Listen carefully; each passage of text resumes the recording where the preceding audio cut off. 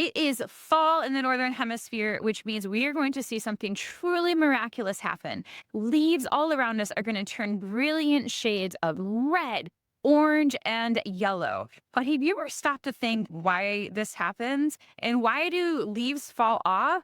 Another thing we know is going to happen is that people are going to rake their leaves, put them in bags, and leave them at the curb to be taken to the trash. But this is not good for wildlife. I'm a wildlife biologist, and I'm asking you to leave the leaves so that we can help protect wildlife. We're going to go over why leaves are so important for the environment and the animals around them. I'm going to give you an activity that you can do to help scientists understand the timing of leaf color changes. And when you enroll in the Wildlife Biology for Kids Club, you will get a leaf color scavenger hunt to help you search for all the different colors of the rainbow in the leaves as they change colors. If you want to learn how you can contribute to real science and help local wildlife, make sure you subscribe and turn the notifications on so you don't miss another episode of the Wildlife Biology for Kids Club. Let's go. I am Dr. Stephanie Manka, formerly Schuttler, and I am on a mission to get people, but especially kids outside, connected to nature. This video is part of my Wildlife Biology for Kids Club series, but to be honest, it is meant for everyone. In this video series, you learn about the plants and animals around you, and then I challenge you to do an activity to get you connected to nature. We are all naturally curious about nature, and I want you to tap into that curiosity to make discoveries about the natural world. When you go outside, you will feel better mentally, emotionally, and physically, and these benefits will extend to the plants and animals around you. There are certain kinds of trees called deciduous trees that lose their leaves. First, the leaves change colors, and then they eventually fall off. But why wouldn't they just keep their leaves year round? You can think of this process of trees losing their leaves akin to hibernation. We know that some animals, most well-known bears, enter a dormancy state to conserve energy.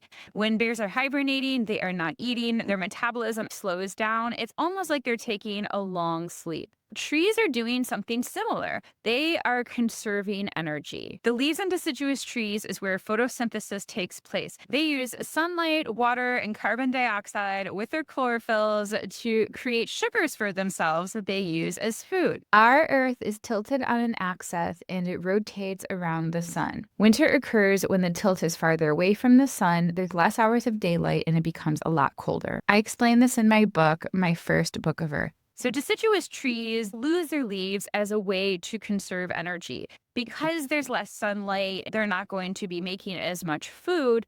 Because it gets colder, water is tied up in snow and ice, so it wouldn't be able to photosynthesize as well. But the trees aren't letting anything go to waste.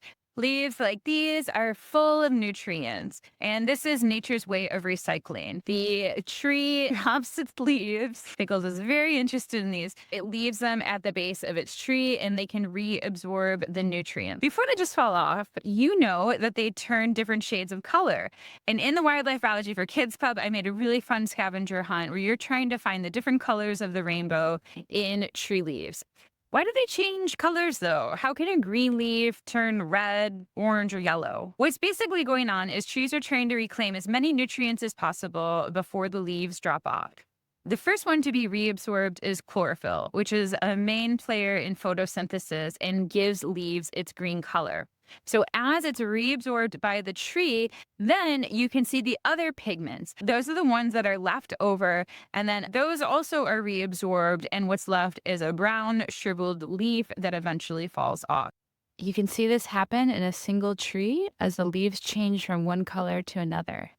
These pigments are stored within the roots over winter. Shedding leaves also helps protect trees from toppling over. Leaves have water, and the water could freeze, breaking the leaves, but also causing the tree to become really top heavy. Then in the springtime, when conditions change, the weather becomes warmer, water is more available, and there is more sunlight, the trees can start growing leaves, and the cycle starts all over again. You can help scientists study the timing of this leaf color change.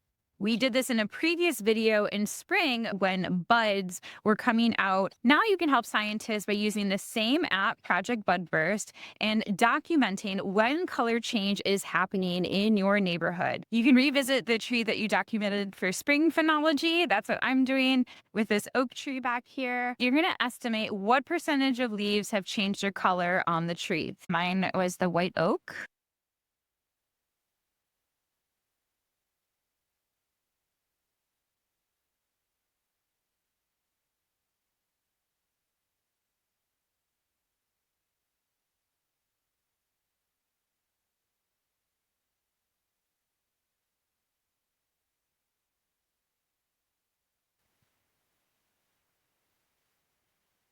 For this oak tree, I said early because it is not more than 50%. You can still see there are a lot of green leaves on this tree. You can do this on a week by week basis, as now the leaves are going to change color pretty quickly. These data are used by real scientists who study the timing of plant changes in nature. Now, what do we do with those leaves that fall off? I mentioned in the beginning of the video, you'll commonly see people rake them, put them into bags, and then throw them out with the trash. But this is really bad for wildlife for multiple reasons. First, it's just adding to trash. According to the United States Environmental Protection Agency, leaves and other yard debris account for 13% of all solid waste. Trees want to reuse these leaves. So when the leaves fall to the ground, the nutrients from the leaves go into the soil and they can be reabsorbed by the tree. There's no need to buy fertilizer. These leaves have excellent nutrients, and this is nature's way of recycling.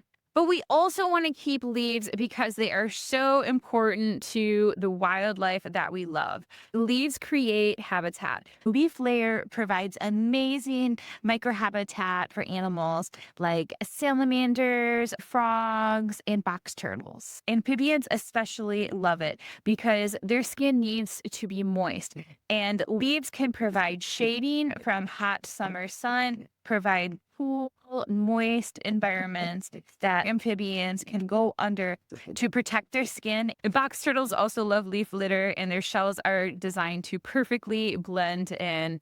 When box turtles are young, they are incredibly small, and this can provide a safe habitat for them. Most butterflies or moths do not migrate like birds or monarch butterflies. They lay eggs, have chrysalis, cocoons, or even caterpillars in leaf litter that overwinters. If you are throwing out leaves, you are literally throwing out next year's butterflies and moths. These are important pollinators that we've discussed in previous videos. So you want to make sure to save your leaves. Even if you don't care about insects, many species of birds need caterpillars for their survival and to raise their young. We think about bird seed as being food for birds, but it's not enough. It's more like a snack food. They really need those juicy caterpillars that are full of nutrients for them and their nestlings to survive.